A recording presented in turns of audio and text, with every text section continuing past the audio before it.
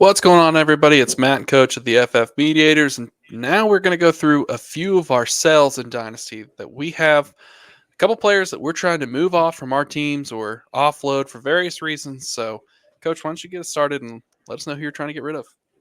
Man, the first sale for me is without a doubt it's Justin Fields. I mean, there's not a guy that's more fool's gold right now than Justin Fields. Everybody's been talking about how well he's played, and ultimately that's just because he hasn't played terrible.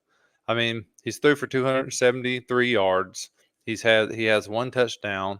In two games combined, his team has scored 31 total points. He's averaging 42 rushing yards a game. He has not had a single rushing touchdown, but for whatever reason, the perception is that this guy's playing phenomenal. And ultimately, the Steelers are 2-0, but they've scored 18 points and 13 points. I mean, I think this is a good time for you to capitalize on the feeling that he's playing really good and he's back. And it's a good chance to move him because as soon as they start losing a few games and they're scoring 15 or 18 points, Russell Wilson's going to be back in there and you will have recouped something for Justin Fields. And I think that's going to be major for you down the stretch. Yeah, this defense can only carry the team for so long. I mean, TJ Watt's been playing out of this world first 2 weeks of the season. And, week one, like you said, they scored 18 points. Those were all field goals. They weren't Yeah. touchdowns. The offense struggled to move the ball. The passing game has been mainly intermediate or short yardage throws. He has maybe one or two deep balls to George Pickens, but otherwise, I mean, this offense has not been good. You're spot on. It's No. the same fields that we've seen the last few years, and I know you're very well versed in how he was in Chicago. Hmm. So I think I'm trying to move him. If you can get a second, is that what you're comfortable with? Oh, absolutely. And that's something you can use down the road to get a piece next year, the year after. But I do think Fields is playing better as far as like he's not turning the ball over and things like that, but they're not allowing him to do much and just depending on the defense, which is key. As soon as they turn him free, he's going to start throwing a few more interceptions. That's my thought. And they won't be as happy and as pleased with him. So I think now's the time to really jump on the fact that he's had a couple of decent games and capitalize. Yeah, and the other issue is what happens when Russ gets healthy? Do you want to Yeah, play the absolutely. game of trying to figure out who's going to be the quarterback? Because it just takes the 1 week where he's on the bench and then now he's worth nothing Yeah. and or significantly less, that is. And then I don't want to play the game of, oh, well, one of them might get traded. I've seen a lot Hmm. of people say, oh, well, what if Tua is out for the year and they trade for Russ? I'm not really sure I would buy stock in that, not unless the Steelers start losing games. Are they going to ship players to another AFC team? You know what I Hmm. mean? Like, I don't think that that's a good way to handle a player on your roster at this current time. Yeah, totally. And listen, Justin Fields is clearly he does a good job in the locker room. His teammates have always loved him. Um, so that vibes really well in Pittsburgh, and they play really good defense. But at the same time, this is just not a guy that I want to keep on my team because we know that in the long haul, he's just not a very good NFL quarterback. So this is an opportunity for you to go out and get a second round pick that you can use next year on maybe another quarterback or a wide receiver or something that can help you in the future. Yeah, I'm in agreement. He's a sell for me as well. I think I only have one share, and it's a one QB league, so I'm just kind of stuck with him for this time. Hmm. But I'll jump into my sell here, Coach, and it might be surprising for a lot of people, but it's Keon Coleman of the Buffalo Bills. I've had some concerns about Keon prior to the draft. I thought, I don't know what I think about his profile, whether he can do it. Some separation issues for him in college. Then he comes to the Buffalo Bills. Week one, he gets 9 points. He had 4 receptions for 51 yards. That's a solid week, only 73% of the snaps.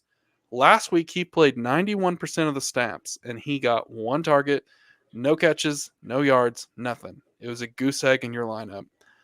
And, what's that a product of? My fear is that the Buffalo Bills are going to be running the ball. Josh Allen has looked really, really good, just running all over the place.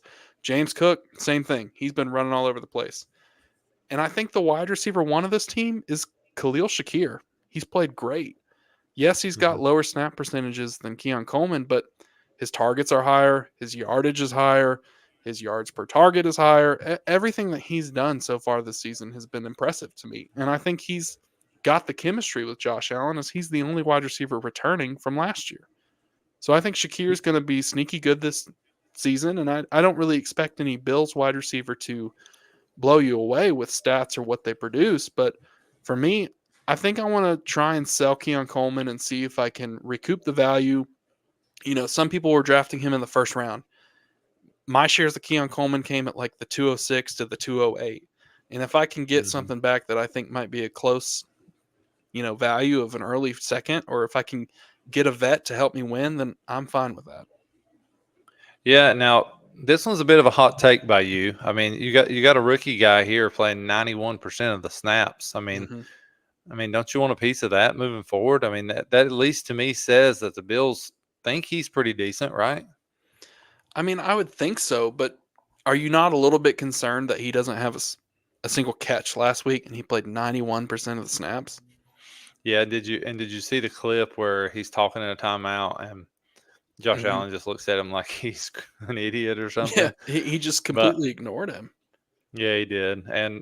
But I mean, still 91% of snaps. Now you could make the argument, which I'm assuming is what you're saying too, is that who else do they have? He has to play. They don't have anybody else, hmm which is totally understandable too. So, I mean, moving forward, do you think there's a world where he stays their wide receiver two for the long run? I possibly, yeah, because I don't think it's out of the question for him to do this most of the year, have a mediocre year, and then them draft another wide receiver or Mhm. go and Yeah. pay for another wide receiver. I mean, let's not forget T. Higgins is going to be on the market next year. Would you like to see Mhm. T. Higgins with Josh Allen? I know he's a frustrating player to have on your roster right now, but Yeah. I mean, I do think the Bills' offense is going to carry forward. Looking at it right now, he had 19 pass attempts week 2, he had 23 week 1. So it's not like this Mhm. is a high volume offense so far. It's because they're running the ball. Mhm. Week 1, Josh Allen had 9 rushing attempts. Week 2 was the James Cook experience where he just ran all over everybody. Yeah, James Cook's been great. Like he's been hmm really good. And you're right, Josh Allen in the red zone always seems to carry the ball without a doubt. Yeah. So And I think Shakir, like I said, he's got the chemistry with Josh Allen. And then on top of that, I think Kincaid's going to do better. I know a lot of people are panicking about what to do with Kincaid. I think he's going to be fine. Again, it's what I'm saying. This offense is different than what it was. It's not the Gabe Davis and Stephon Diggs team where we're just going to throw it deep and hope one of them catches it and, you know, then the Josh Allen run free or roll out of the pocket. I think this is going to be a lot of smash mouth football with calculated and targeted passing, plays to expose the defense. well, Kincaid was a guy in the off season that I was advocating that people should probably sell because Josh Allen just doesn't target tight ends a whole lot. hmm Yeah, For you were. whatever reason, and Dalton Kincaid has a lot of talent, but for whatever reason, Josh Allen just doesn't throw the ball there. And now they're committing to the run, and it's working for them. Like they've looked really, really good. So I don't see that changing anytime soon. I It, mean, this question is: so what kind of value can you get for Keon Coleman? if I can get a first, then that's a dream. I will gladly take a random first for Keon Coleman right now.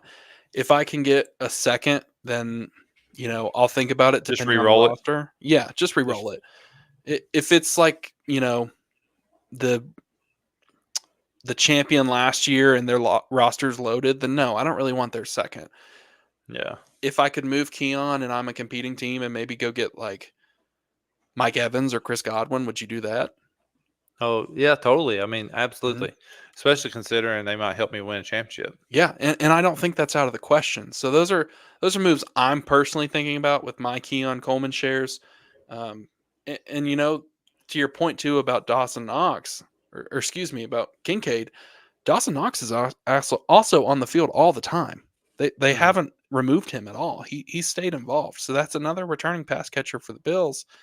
And they've kind of proven that they're not going to just hyperfixate on one target. That's part of the reason why Diggs was mad and left. Yeah, and each year Josh Allen gets a little bit better, and this offense is really about Josh Allen, and Josh Allen is going to spread the ball around, and that includes him carrying it. So, hmm I mean, there's the ceiling is low because you're only going to get so much. Like, I just don't think he's going to ever be what Diggs was in that offense. I don't either. And I truly believe that the most likely outcome is they probably add another pass catcher because Shakir and, Curtis Samuel are not enough, nor is Matt Collins. Like, Josh Allen needs an alpha wide receiver if we're going to throw the ball around. Yeah, I totally agree.